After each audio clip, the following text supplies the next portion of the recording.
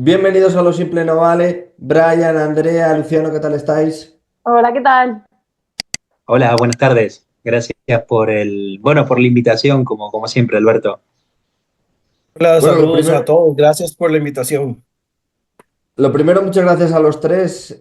Vamos a hablar sobre Oriente Medio. Según que cuando estemos hablando el vídeo y lo suba, habrán sucedido nuevas noticias.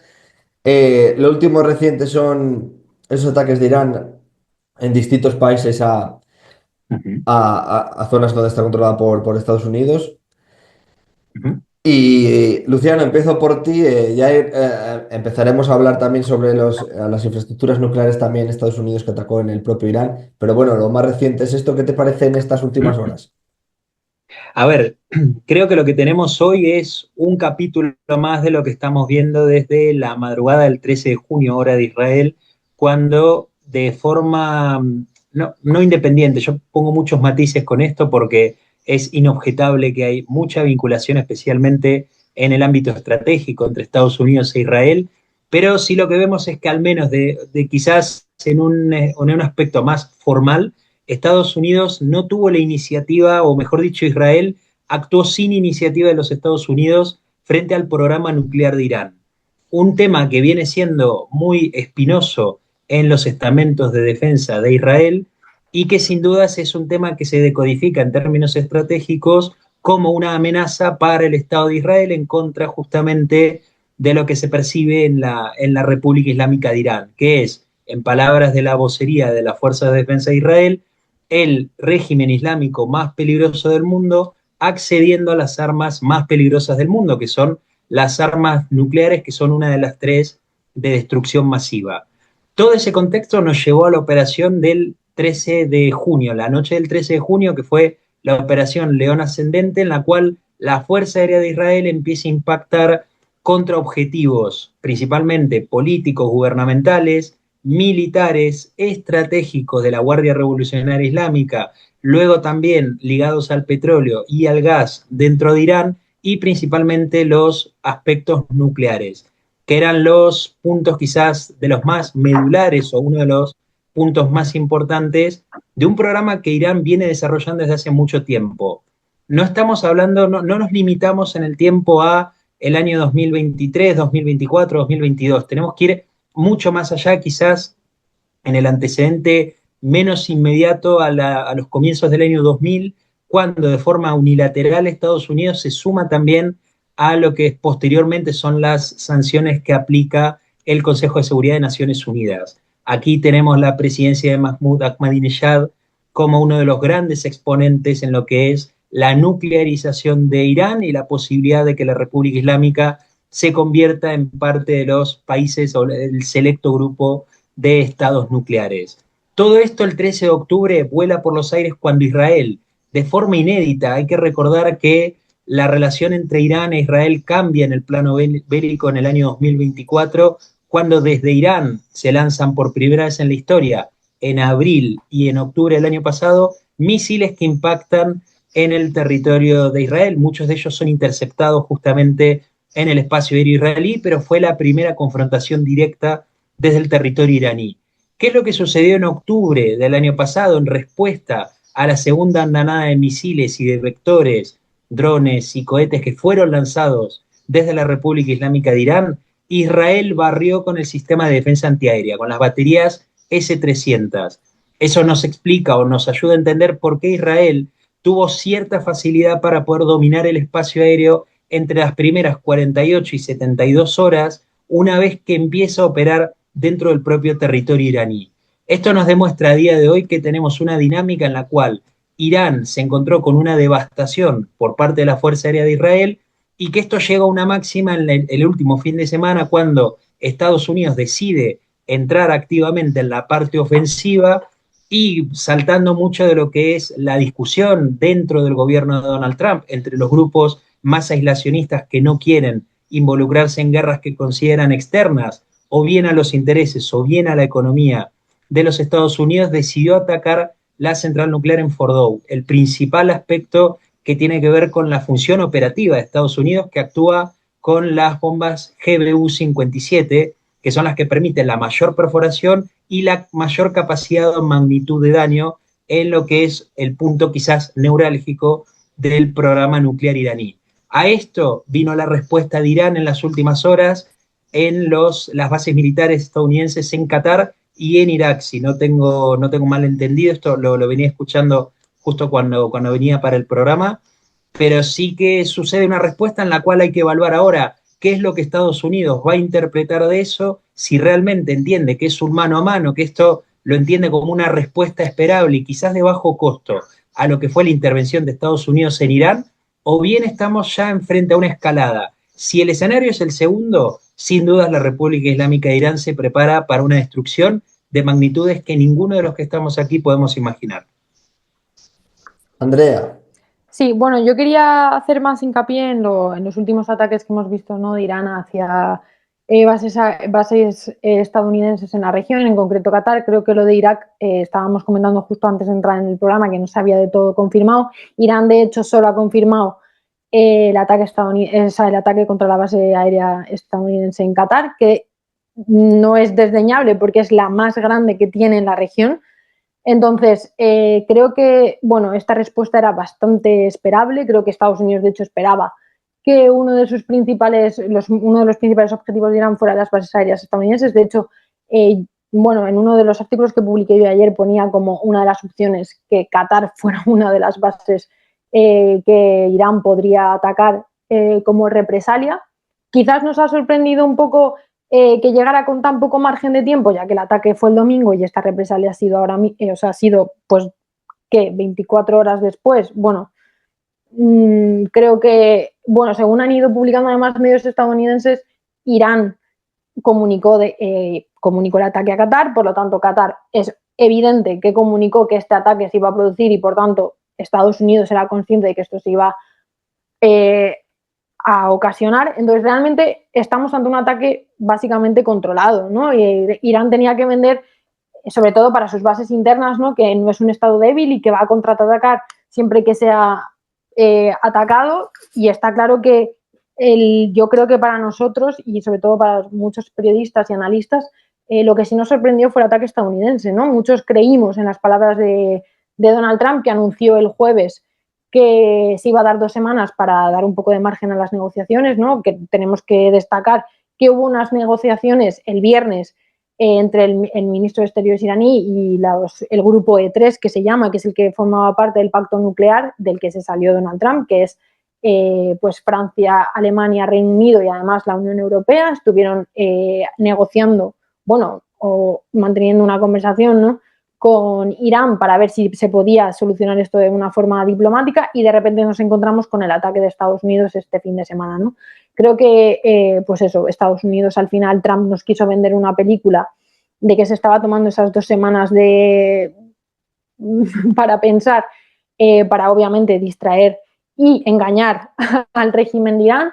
Y estaba claro que lo que teníamos todos muy claros es que Irán tenía que responder. Es que tenía, yo creo que es el verbo importante, tenía. No es que se lo tuviera que pensar, era una probabilidad, no. Irán tenía que responder porque no puede mostrar una debilidad. Ahora sí, este ataque está claro que ha sido un ataque controlado y que Irán no quiere escalar más el conflicto porque no puede escalarlo más. O sea, obviamente no tiene posibilidades de enfrentarse a Israel y a Estados Unidos, pero necesita este ataque para consumo interno, para demostrar a su gente y sobre todo al mundo chií que va a defender la causa, ¿no?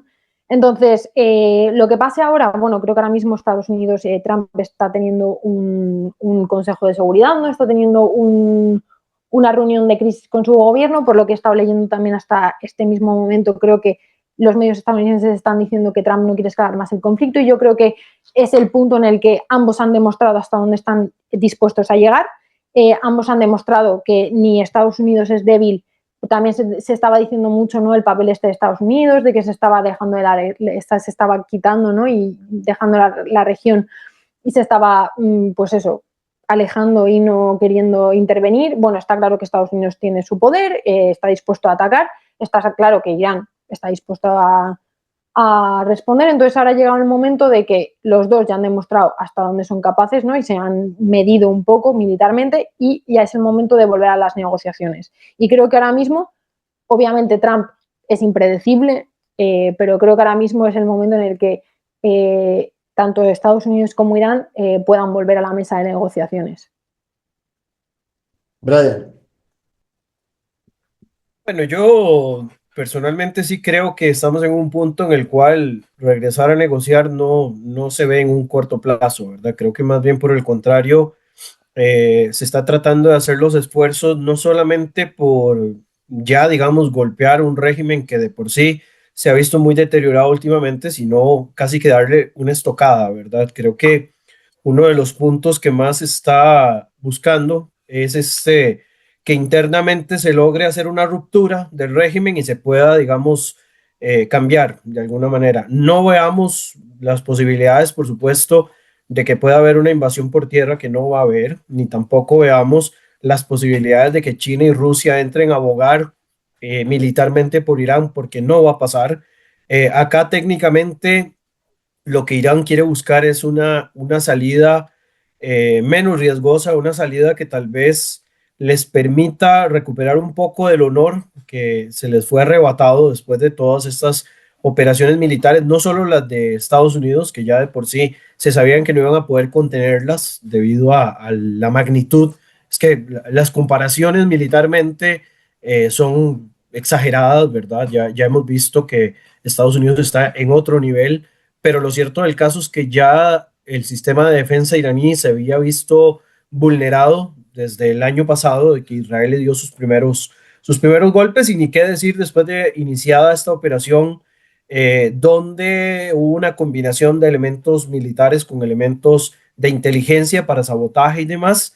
Y hoy, digamos, lo que se escucha con mucha insistencia es la búsqueda de esto, de una ruptura del régimen para tratar de hacerlo caer. De hecho, hace un rato se publicaron, no se sabe con qué oficialidad, audios de soldados israelíes comunicándose con miembros de la Guardia Revolucionaria de Irán, diciéndoles que se vayan del país, que tienen 12 horas para retirarse del país, o de caso contrario son el siguiente objetivo. O sea, es una guerra psicológica muy fuerte acá, donde lo que se busca es una ruptura del régimen, que haya, digamos, posibilidades de que el régimen caiga sin necesidad de algo más fuerte. E incluso hoy, digamos, simbólicamente, hemos visto cómo Israel ha golpeado la base de las guerrillas Basij, que son técnicamente la guardia pretoriana del régimen, ¿verdad? Y que se enfrentan contra todos aquellos que se opongan al régimen cuando hay protestas. El régimen tira a los Basij, que no les importa matar a opositores políticos. Y por el otro lado, hemos visto también que se ha golpeado el portón de la cárcel más importante de prisioneros políticos en Irán, ¿verdad? Esto tiene que darnos a nosotros una señal por completo de qué es lo que se quiere, digamos, lograr de alguna forma o ir impulsando.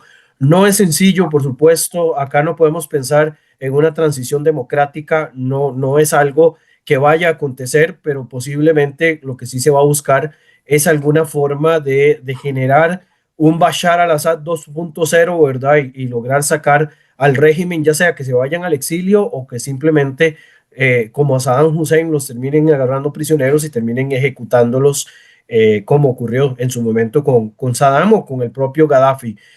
Obviamente, todo lo que digamos acá es súper especulativo, pero es lo que podemos vislumbrar hasta este momento. Y en el calor de lo que ha acontecido hoy, estas acciones de Irán contra una base militar en Qatar, podemos verlo como una intención de consumo interno, de levantarle un poquito la moral y el tema del honor al régimen, ¿verdad? Porque evidentemente el lanzamiento de misiles hacia una base estadounidense no iba a ocasionar mayores daños, y además fue advertido, como bien creo que dijo Andrea y el mismo Luciano lo mencionaron, ¿verdad? Al advertirlo, el que advierte no es traidor, ¿verdad? Aquí quiere decir que con guante de seda quisieron recuperar un poquito del honor.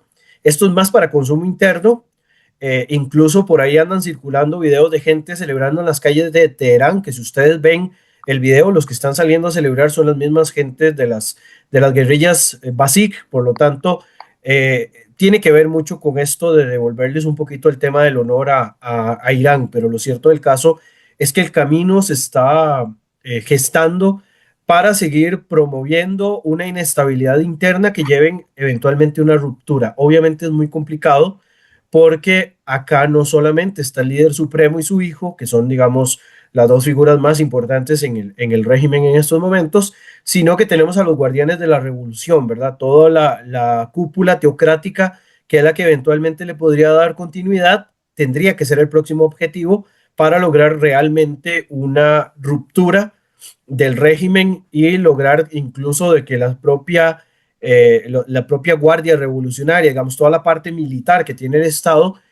decidan dividirse y en alguna forma que apoyen algún tipo de revolución que puedan llevar a un cambio de régimen, que no creo que vaya a ser una democracia, pero muy similar a como ocurre con Siria, podríamos tener el surgimiento de un autoritarismo militar al estilo tal vez egipcio, al Sisi o algo parecido, que sí podría eventualmente sentarse a negociar una salida para que Irán pueda, digamos, recuperar un poquito de su posicionamiento estratégico dentro de la región. Al menos así, yo hasta este momento es como lo puedo ver, ¿verdad? Obviamente, como cualquier otro análisis de escenarios, podría equivocarme rotundamente como me equivoqué al no creer de que Israel iba a atacar tan pronto, ¿verdad? Irán, y me parecía más que todo un blufeo. Creo que lo había dicho acá, ¿verdad? Pero definitivamente me puedo equivocar, pero hasta este momento lo que logro ver es ese escenario que les he planteado en este momento.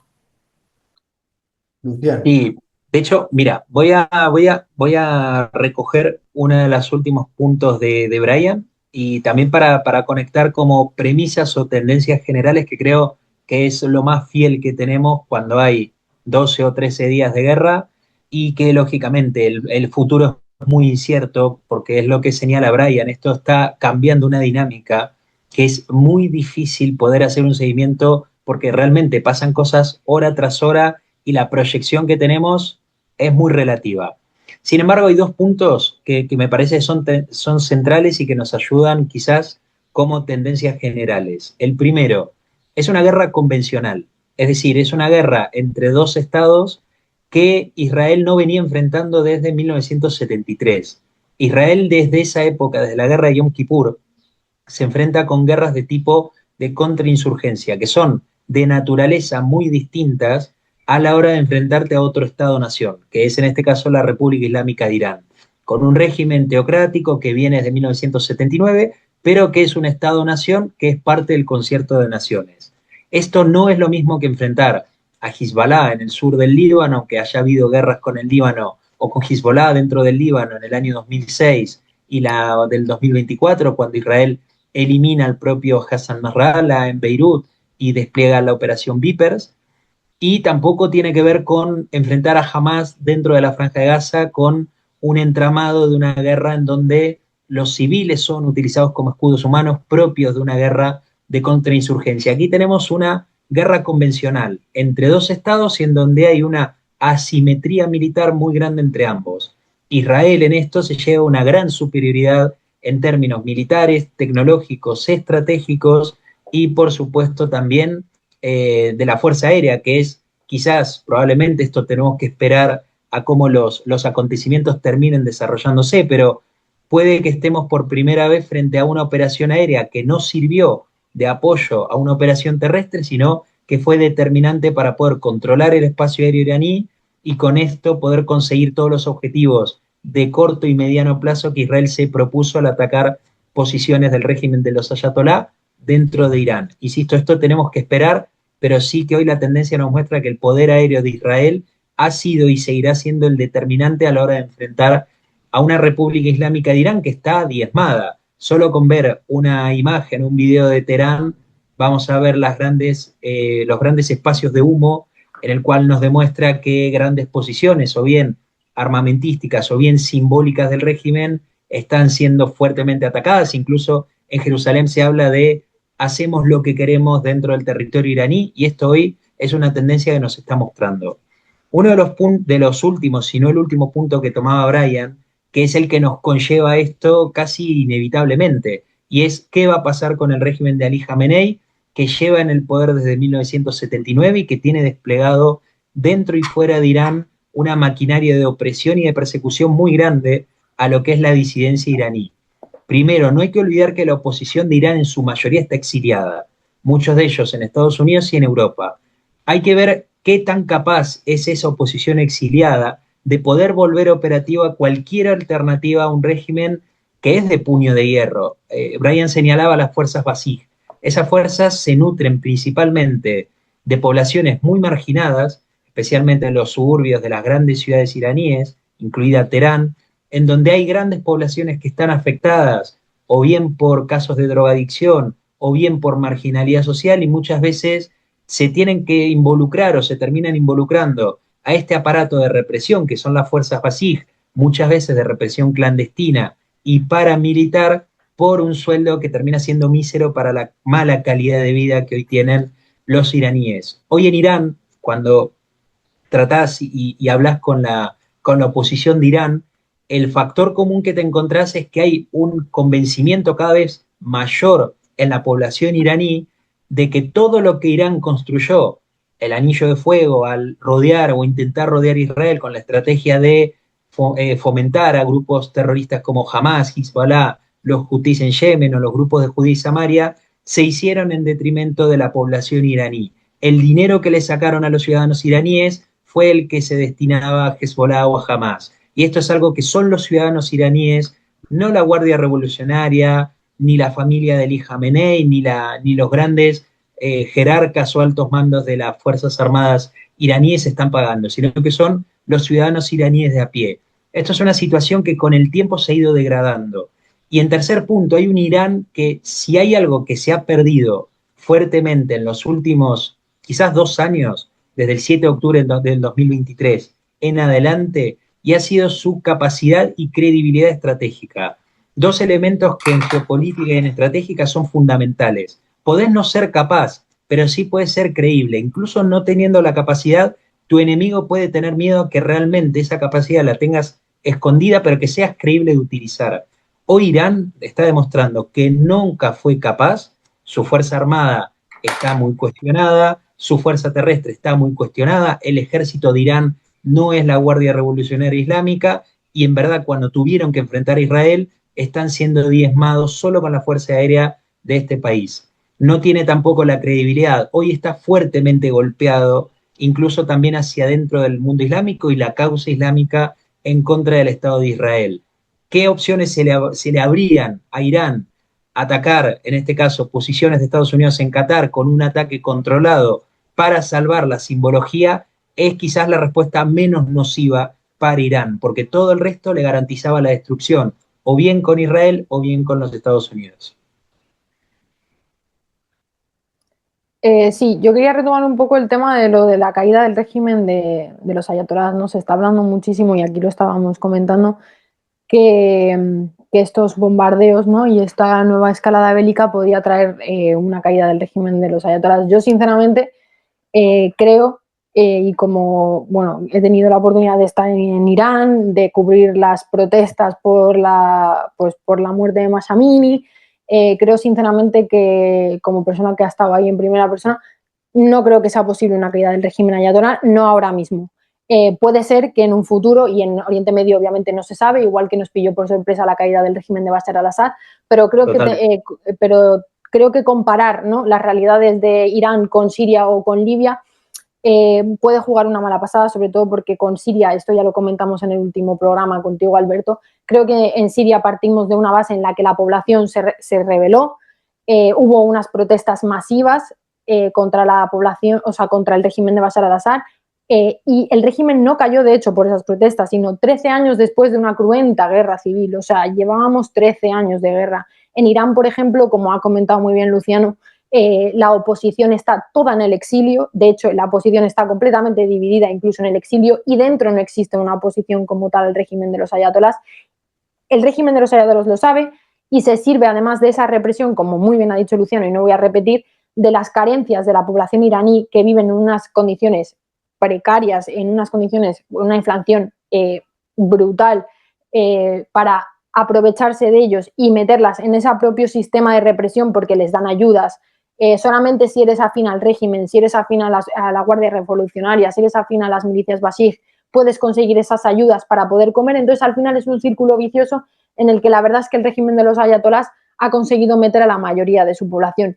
Obviamente hay muchísima población, sobre todo la gente más joven, ¿no? La gente que puede acceder a las redes sociales, la gente, las mujeres, las que vimos que se publicaron, ¿no? Y se manifestaron contra el régimen en esas maravillosas protestas que vimos y manifestaciones de Mujer, Vida y Libertad en 2022, y que de hecho muchísimos analistas también ahí apuntaron a la caída del régimen y no pasó. Y tampoco va a pasar en esta ocasión, sobre todo porque ahora mismo, en medio de una guerra, lo que no van a hacer es ir en contra de un régimen cuando les están atacando a ellos también, porque están matando a civiles. Entonces, creo que el régimen de los ayatolás ahora mismo está fuera de la mesa. No sé si me equivocaré y a lo mejor dentro de 2 semanas tendré que decir que me había equivocado, pero creo que ahora mismo el régimen de los ayatolás, a no ser que, por lo que sea, Estados Unidos e Israel, cuando dicen que saben dónde está Ali Khamenei, lo sepan de verdad y decidan eliminarle, pero aún así el régimen iraní tiene un organigrama muy marcado y de hecho si muere Ali Khamenei seguramente ya haya sea el hijo, sea quien sea, que le sustituya. Entonces, por lo tanto, el régimen va a seguir existiendo, la amenaza del régimen de los ayatolás va existiendo, pero es verdad que lo que dice Luciano, que al final la imagen que proyectaba Irán de esa gran potencia, ¿no? Con una posible amenaza, como posible amenaza nuclear, ha quedado totalmente diezmada.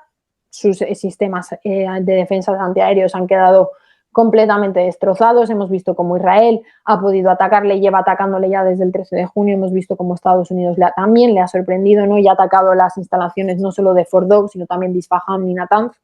Pero también hay que destacar que por ahora parece ser que esos ataques, aunque obviamente han dañado las instalaciones, no parece que hayan llegado a acabar con las instalaciones nucleares, como ha manifestado Estados Unidos, ¿no? Que salió diciendo que había devastado el programa nuclear iraní.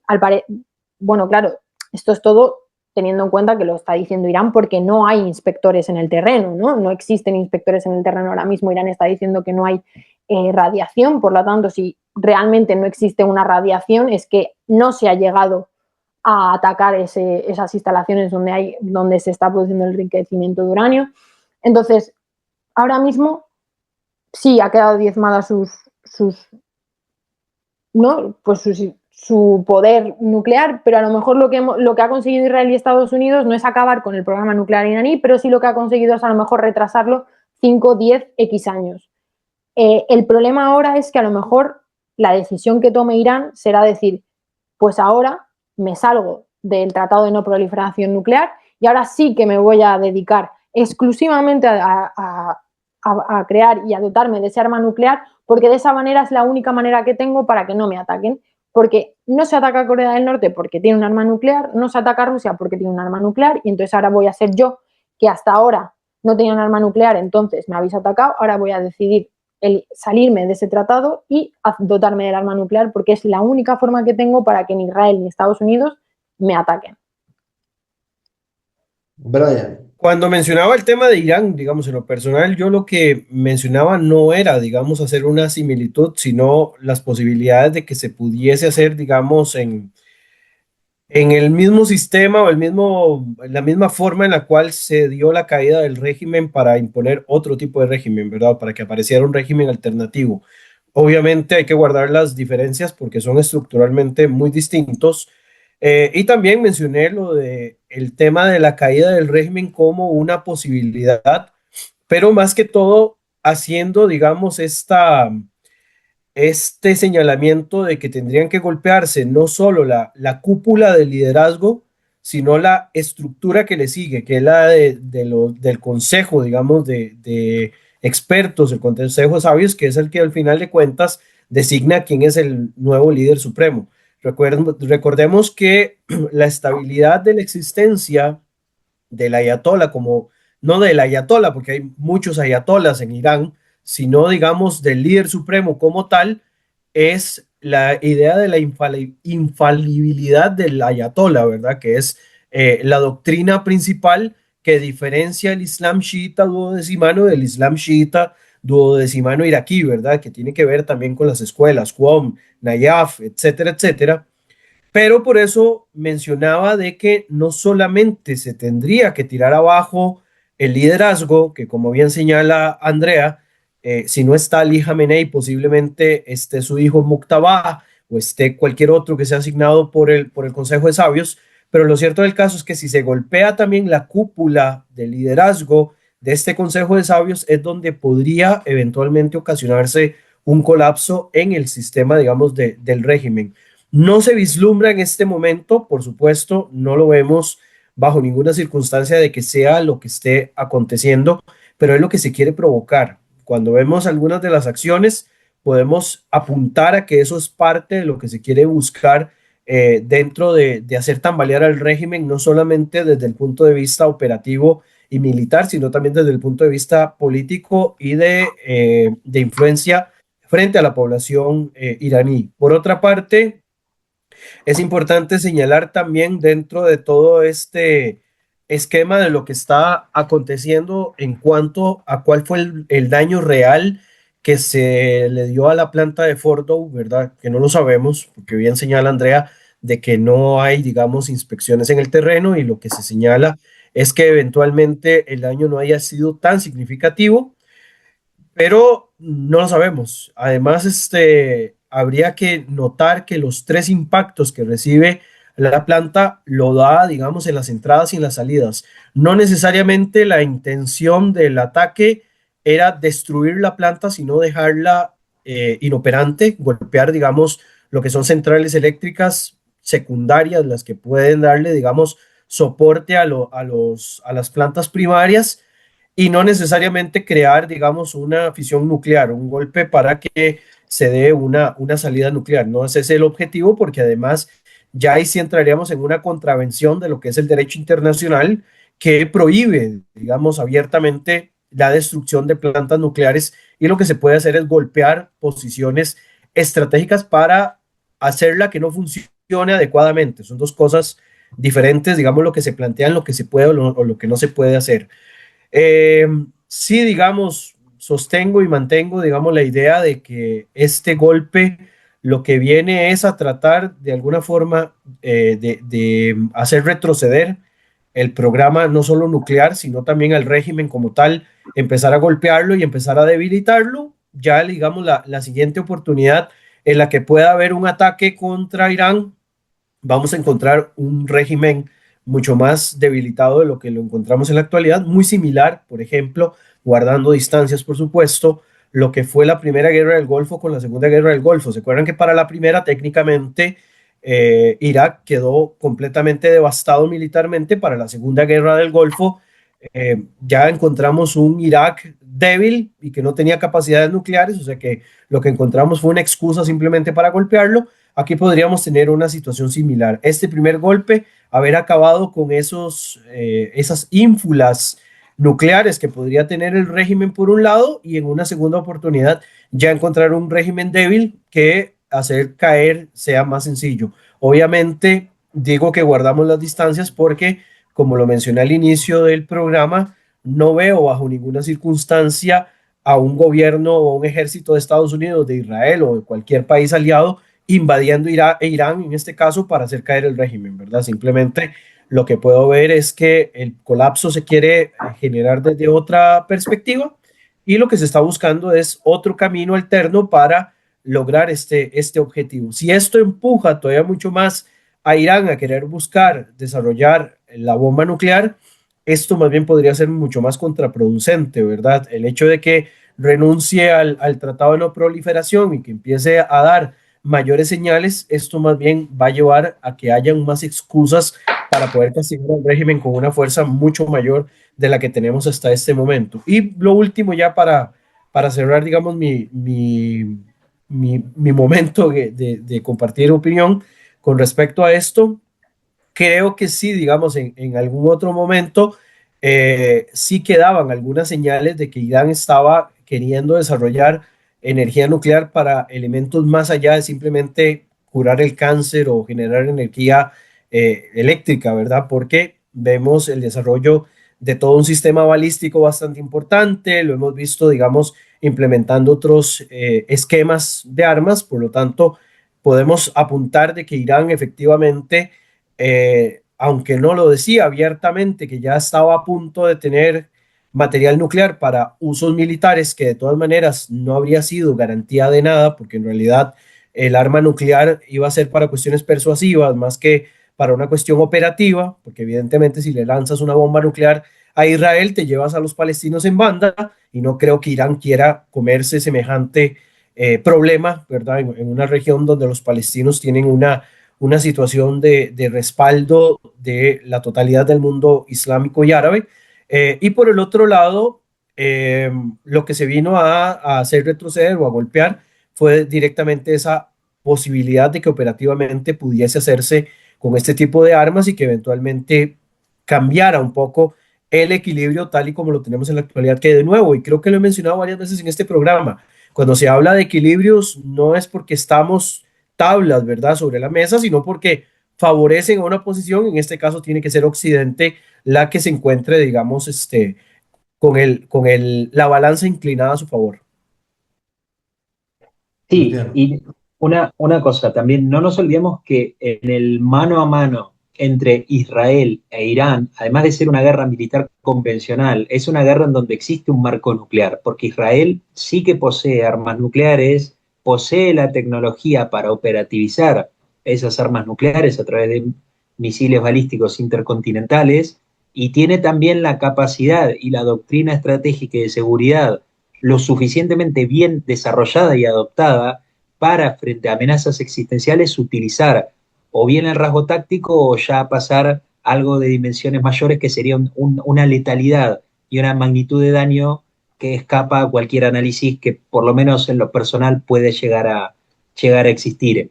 Ahora bien, esto Irán también es consciente. Irán también es consciente de que Israel además le está por lo menos reventando gran parte del programa balístico, que es lo que señalaba recién Brian, cuando si vamos a los datos estamos viendo que en lo más pesimista quizás, Israel pudo haber destruido entre el 20 y el 30% de los lanzadores en tierra, de los misiles tierra-tierra que van desde territorio iraní a Israel, en una dinámica en la cual vemos que Irán ataca a poblaciones civiles dentro de Israel e Israel contrapesa con ataques estratégicos, objetivos que son muy importantes para la estabilidad y la credibilidad del régimen. Esto quiere decir que la capacidad de Irán es la que se está degradando. Esto en números estrictamente militares, esto que no se malinterprete, pero en términos y en números fríos, que Irán golpee en Haifa o que haya producido en Israel 20 o 23 o 27, que creo que por ahí están las cifras mortales que los misiles iraníes han dejado, no degrada la capacidad operativa ni mucho menos estratégica de Israel. Reventar el Ministerio de Inteligencia, reventar los canales de comunicación y de propaganda del régimen de Jamenei, reventar el programa balístico, reventar el programa nuclear, sí que degrada la capacidad de Irán. Y esto es algo que en una dinámica que si se proyecta a un sostenimiento en el tiempo, el resultado te está dando que Irán termina muy mal.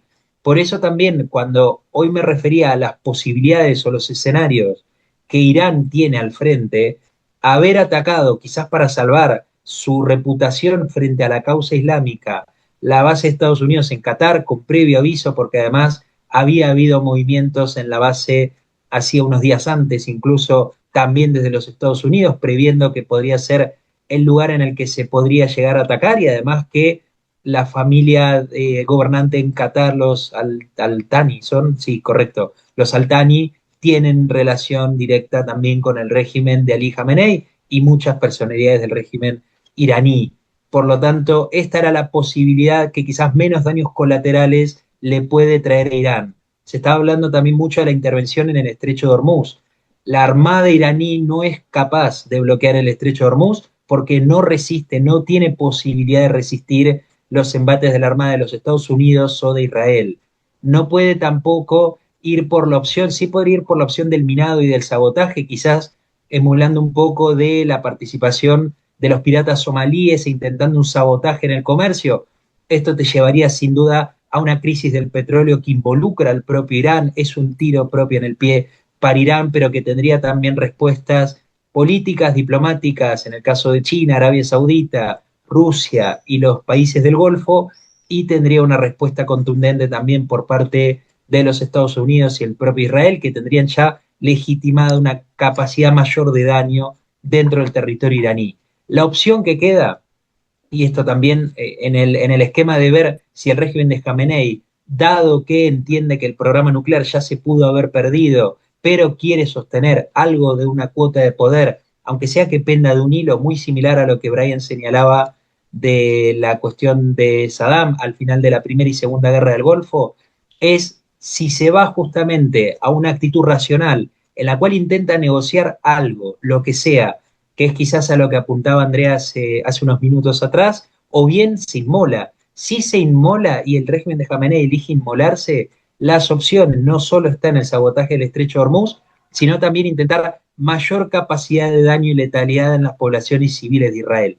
Esto, si pasa, nos lleva al mismo camino que señalábamos hoy: mayor legitimidad de Israel para poder atacar en un tiempo en el cual la capacidad de Irán se va degradando día tras día y cada golpe que le queda a Israel va a ser más letal que el anterior. Andrea. Sí, bueno, yo creo que a modo de resumen, creo que tenemos que destacar que estamos ahora mismo ante una escalada bélica en Oriente Medio sin precedentes. El ataque Totalmente. estadounidense contra Irán ha sido el primer ataque directo de Estados Unidos contra el país persa desde 1979, es decir, desde que los ayatolás llegaron al poder, desde la Revolución Islámica, y este ataque iraní contra la base estadounidense en Qatar se trata también del primer ataque directo. No olvidemos que al final la base estadounidense, aunque esté en Qatar, es soberanía estadounidense. O sea, se trata del primer ataque iraní contra intereses estadounidenses y contra el suelo estadounidense desde que los ayatolás llegaron al poder en 1979. O sea, a pesar de toda la enemistad que ha existido siempre entre Irán y Estados Unidos, siempre han evitado entrar en un conflicto directo, siempre ha sido a través de proxy, siempre ha sido a través de una guerra soterrada, pero es que el año pasado también hubo una escalada sin precedentes cuando Israel e Irán entraron, ¿no?, en una confrontación directa. Entonces parece ser que cada vez estamos viendo una escalada mayor, ¿no? Cada vez estamos viviendo un momento histórico o un enfrentamiento sin precedentes, ¿no? Y cada vez...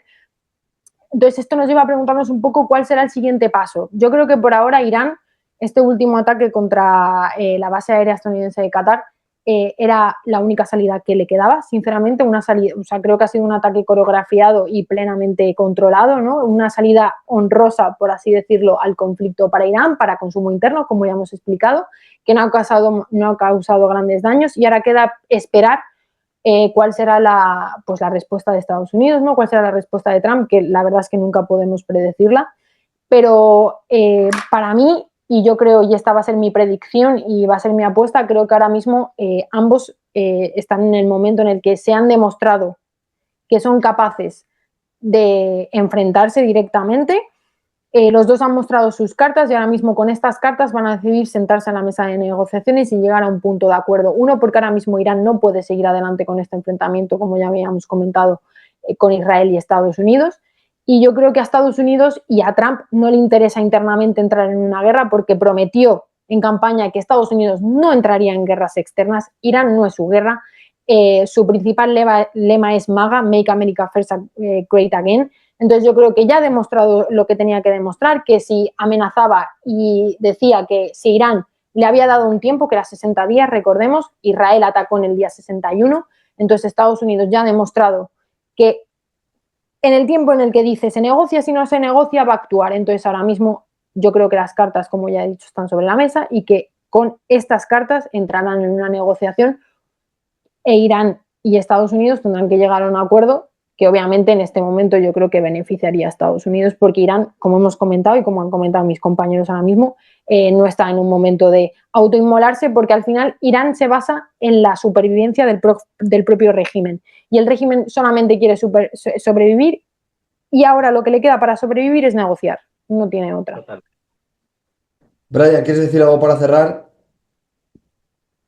Bueno, para cerrar, creo que sí, todo lo que nos queda de aquí en adelante, pues va a requerir de más análisis eso es, digamos, lo bueno del tiempo que estamos viviendo, que podemos seguir haciendo análisis. Lo malo es todo lo que está aconteciendo, por supuesto, pero creo que tenemos todavía mucho que analizar, pero esto técnicamente hay que irlo analizando en el momento, porque pues todos los días está pasando algo distinto y si hay una región donde A más B no siempre es C, sino que puede ser hasta, no sé, hasta epsilon inclusive, es en el caso de Medio Oriente. Entonces, me parece que tenemos material todavía para seguir analizando. Incluso por ahí ya salen algunas manifestaciones del propio Donald Trump donde digamos, le dice a Irán, ¿verdad?, de que bajemos un poco ahí la intensidad y demás. O sea, existe toda una cuestión ahí medio psicológica que se quiere jugar en esto, ¿verdad? Entonces vamos a tener todavía mucho más material y coincido mucho en todo lo que han mencionado mis compañeros de mesa, así que me parece muy enriquecedor todo lo que hemos podido compartir esta noche, en el caso de ustedes, esta tarde en mi caso. Bueno, chicos, pues muchísimas gracias a los tres. Nos vemos otro día y un fuerte abrazo. Muchas gracias. Un Nada. saludo, gracias.